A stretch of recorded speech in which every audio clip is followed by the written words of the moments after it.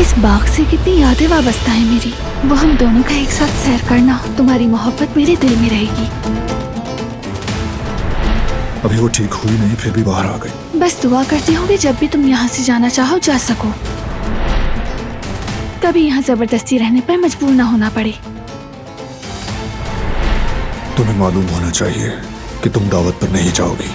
अगर तुम मुझसे नफरत करते हो तो ठीक है, काश अब तुम्हारे सब्र का पैमाना लबरेज हो जाए। मना करने के बावजूद चली गई।